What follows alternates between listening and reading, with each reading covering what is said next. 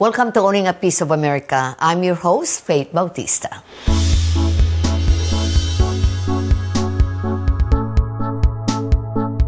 Miss Anne, this is a pleasure for me to have a conversation with you. Anne Burroughs, President and CEO of Japanese American National Museum. I'm so glad to be talking to you here, especially in our museum. I've been involved in civil rights and human rights and issues relating to justice, social justice, democracy for almost as long as I can remember. I began my career as a student activist. I was part of the resistance in South Africa against the apartheid government and was jailed as a political prisoner for the work that I did, and was fortunate enough to be adopted by Amnesty International, and they helped to secure my release. So I was extraordinarily fortunate, and that began a lifelong commitment to protecting human rights, to protecting civil rights. So Anne, you're a white woman working for Asian organization. Why is that, and how did that happen? The defense of civil rights, the defense of human rights is a constant, regardless of who the perpetrator is and regardless of who the victim is and regardless of who the survivor is. So in my youth, I was extraordinarily involved in the fight for racial justice in South Africa. So it's not a big step at all for me to be heading up an Asian-focused entity, an Asian-focused museum now. So many of the issues are exactly the same. The ingrained discrimination, the ingrained hate is exactly the same. The ingrained othering is no different. So it's not been a big leap for me at all. So you said you've been doing this for at least 25 years. Did you see any difference between then and now? Do you see changes? And also, if we can talk about what is the museum doing something about that? So when I look at my own experience in this country over the years that I've been here, at times I'm surprised by, frankly, by some of the victories, by some of the civil rights victories. I am always thrilled when those victories stand and those victories hold, but I am invariably disappointed and angered by just the extraordinary rollback of civil rights, by the increased context of hate that we're seeing, and how that seems to escalate each year, and how the political context and how the civil discourse in this country is so emblematic and so symptomatic of the deep discrimination. What I'm seeing and what I'm hearing from you is there's not a lot of changes made, and maybe because it was never paid attention by everybody, One of the things that I get so excited about and I'm so inspired by is the sort of sophistication of the tools of resistance, in a sense, and the tools that people develop to fight back. And when we see how that's being used, when we see what the youth in this country are doing, when we see how people of color are just absolutely refusing to sort of stand back, and constantly pushing forward, it's enormously inspiring. So even although on a policy level there may be rollbacks, even on a civil discourse level there may be rollbacks, but there have been incredible gains made in terms of the resistance and the sophistication of the understanding of what the issues are. Right, especially when you have this beautiful museum that can stand up, right, for against racism, Yes. Education. So let's talk about this beautiful Japanese American National Museum. It's an extraordinary place in so many respects, and to talk about the work that we do now, we have to go back into the history and we have to understand why the museum was founded. So the vision of our founders was to create a museum where the history of what happened to Japanese Americans during World War II, the dispossession, the forced removal, the dislocation of families, and the incarceration, just simply because people of Japanese ancestry looked like the enemy, simply because of prejudice, discrimination, and racial hatred.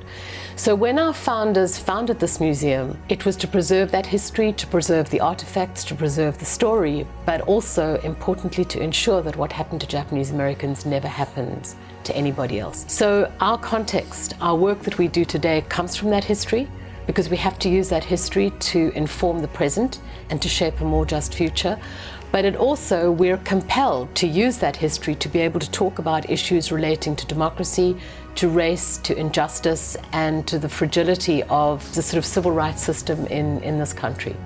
So our work derives from that, and it's no accident that we were built on the spot, because it's right on the spot where many of people of Japanese ancestry in Los Angeles were forced to board the buses that would take them onto the assembly center and the incarceration. So there's enormous power of place here at JANM, and I really do believe that our campus is one of those extraordinary ground zero points in the civil rights history of this country.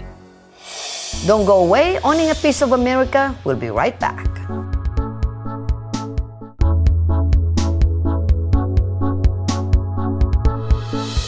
This museum is just really an icon for Asian community. It is. And it's how big is this place, and what are the exhibitions right now and future exhibitions that you're going to have? So the heart and soul of our museum is our collection.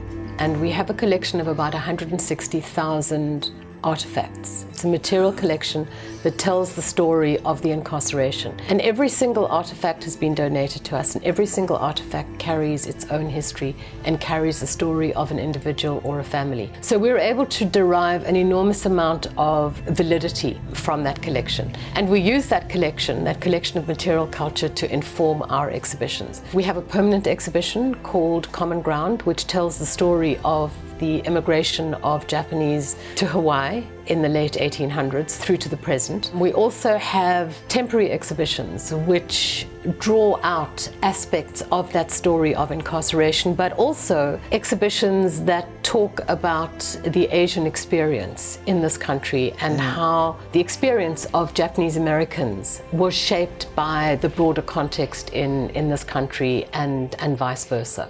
I'm looking forward for that exhibition on Don't Fence Me In, because that is really fascinating how Japanese before, I still remember they had it in Hayward, where all the Japanese has to go there and to be incarcerated. Right. I can't imagine how that feels, you know? There were 75 incarceration sites during the Second World War.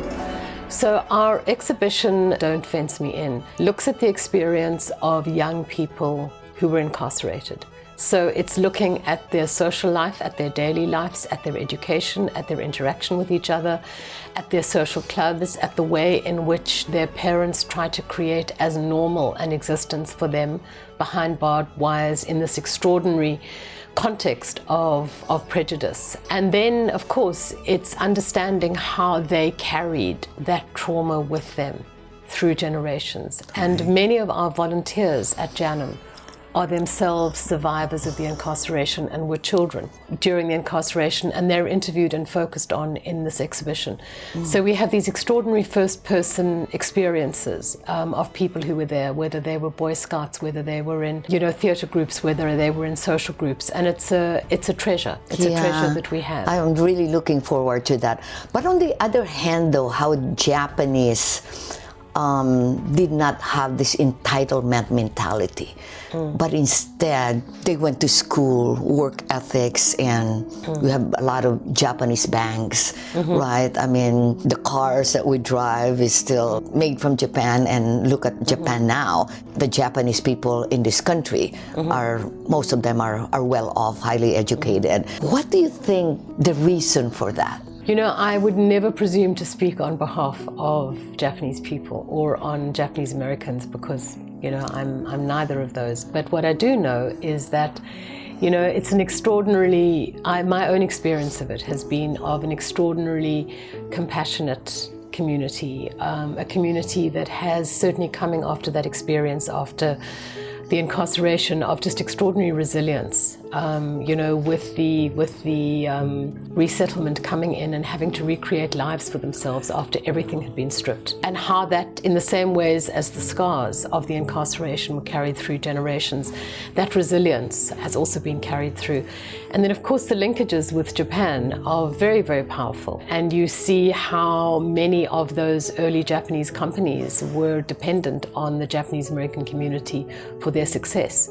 I think particularly of the banks. MUFG, for example, is a prime example of how the bank's success was dependent on Japanese Americans, but also how Japanese Americans, when they came out, were not able to get bank loans, for example. You know, so where did they go? So there was this incredible symbiotic relationship between Japanese companies and the Japanese American community. And, you know, we see that. And then, of course, the farming industry, you know, those generational farmers have been so extraordinarily influential as farmers, as food producers in this country. And we've also had the most extraordinary leaders.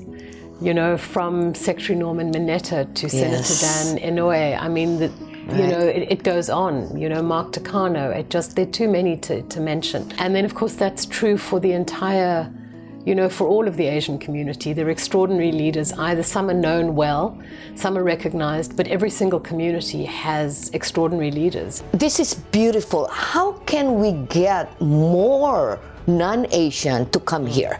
I mean, what are you guys doing that we can, I mean, this is one of the Smithsonian Museum. It is a Smithsonian affiliate. We're also accredited by the American Association of Museums, which is the sort of hallmark of excellence. And I would say probably half of the people that come here, and sometimes we have up to, you know, 5,000 and 6,000 people here. And I would say half of those people are not Japanese American or Asian. And it's an extraordinary way to be able to, you know, educate the people of Los Angeles and the country, because we are a national museum. Thank you so much. Thank you, Faith. It's a joy to be here, and I'm so happy that we've been able to host you here today. Thank you so much. Thank you. Next up, our Emmanuel Williams will be joining us.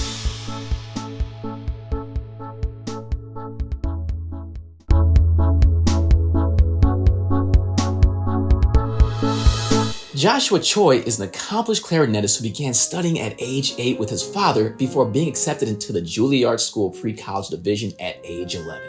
He has won several competitions, including the International Virtuoso Competition and the CAI competition, and has been accepted to prestigious festivals such as the International Clarinet Association Festival in Belgium. Joshua is also the youngest principal clarinet player in the New York Youth Symphony and a recipient of the top Jack Kent Cooke's Young Artist Award. I got a chance to sit down with this amazingly talented musician to learn how it all started. I heard getting into Juilliard is a bit of a challenge for a lot of people. However, you got into the Juilliard pre-college at the age of 11. How did you prepare for that? Funny story. My father actually wanted me to audition for the pre-college program because he didn't think I was gonna get accepted. So he wanted to teach me kind of a lesson to, you know, learn from my failures. But yeah, I practiced, and surprisingly, I got in. Thankfully, I didn't know how I got in. I think maybe the professor saw potential, but that was a bit of a journey from there. I kind of got myself into the pre-college situation, and I saw all the people around me. It really inspired me to like really work hard on the clarinet, on music, and yeah, I think it all took off from there. I'm over here looking at you like a prodigy. So it is definitely a lot of skills. I know a lot of hard work and talent had to go into that. How did you feel being the recipient of the Jack Kent Cooke Young Artist Award at the age of 15?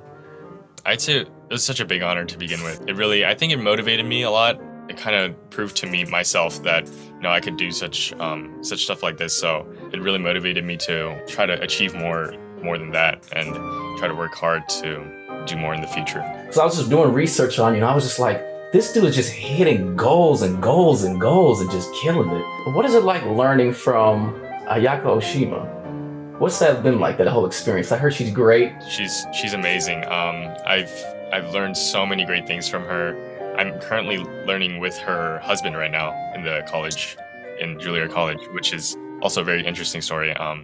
Yeah, but she's kind of like my mother. Like, she really took care of me, taught me such great things, and really guided my way here and there. And she was also my father's professor for his master's degree. So we kind of have this connection, this interconnection, which is very interesting. So she taught your dad and she taught you? Yeah. What is something that she actually taught you that stuck with you for just in your career? I think she really taught me how to express myself and not just follow her words and her advice. I think she really gave me this, I think, freedom to really show what I wanted to show and kind of refine that in a way, and not be kind of strict on that, but kind of mold me in a way that I can express my music freely. Seongjin Cho, he's a famous Korean pianist. Why is he one of your favorite musicians? I think after I saw him win the Chopin competition, I think he was the first Korean to win that competition, and I kind of did a bit more research on him, started listening to his music recordings.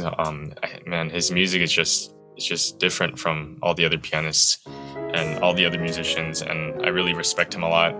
I think he has a really delicate touch on the piano, and really made me admire that. That's amazing, man. Is a piano something that you like to get into a little bit later when you get some time? Because I see you sitting by one right now.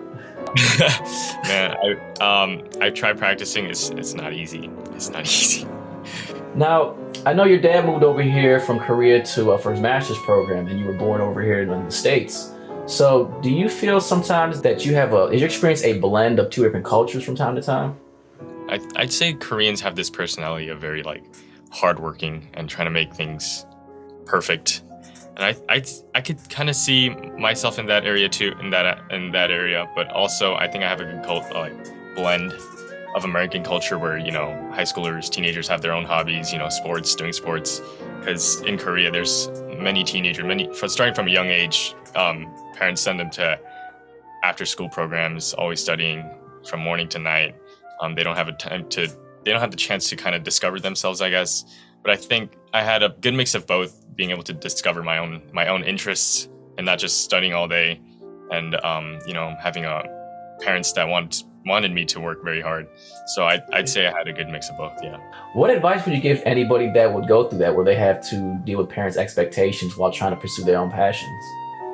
It's very cliche, but just follow what you really. I think if you're just passionate for something that you like, and you really work hard for it, I'd say anything is possible for anybody. Although, I guess, try to obey your parents. Yeah, here and there. But, I think you should find your own interests and, really work hard on it. Yeah. Coming up, we'll learn about Joshua's involvement with the New York Youth Symphony and how the group has won their very first Grammy this year. Don't go away. Owning a Piece of America. We'll be right back.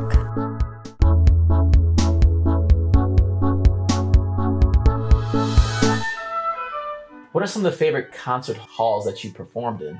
Carnegie Hall. I still remember the first time I stepped foot on that hall with the New York Youth Symphony. I was just looking up like this. It was made myself dizzy, pretty much. It was just so big. It's just a different experience playing in that hall. You just hear every little small sounds. It's acoustically amazing as well. How did you actually get involved with the New York Symphony as the principal clarinetist? I first started off, my first 2 years with the symphony started, I think, 2017.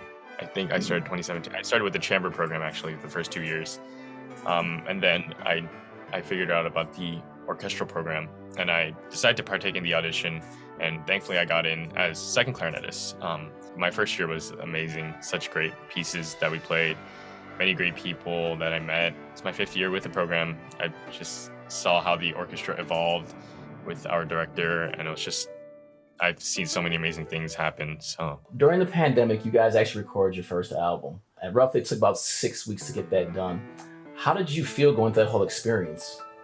When they first pitched the idea to us, the students, I didn't really think it was possible. I was like, how are we going to do this? We're not even going to be able to meet up together. But they found a way to somehow to record everyone separately, kind of blend everyone together, and just make it sound seamless. I think the students really worked hard for it. We were trying to, I think we were very motivated in that time during the COVID, the pandemic. Got you in top performance because you guys actually won the Grammy this year, which is amazing. What did that feel like? Like actually just like we won, like seeing it on television? I was in disbelief. I'm pretty sure everybody we did a watch party. I'm pretty sure everybody watching was in disbelief. We didn't really think we'd had a chance. But when we heard our name being called on stage, it's pretty mind-blowing. Yeah, we were all just staring at each other with no words. You going for another Grammy next year, man? I don't know. I know bass guitar is something that you play. piano might be something that you might want to get into. Is there another instrument you want to master, or you want to go with those two? If I were to choose from the orchestra, maybe I'd say French horn. I don't know. Every time there's a great symphony that I listen to in the hall, the horn players have such great parts, and I think the horn community seems so bonded. It's like this thing where during orchestra rehearsals, the horn players are the most closest to each other, and they always look like best friends. So I want to be a part of that group.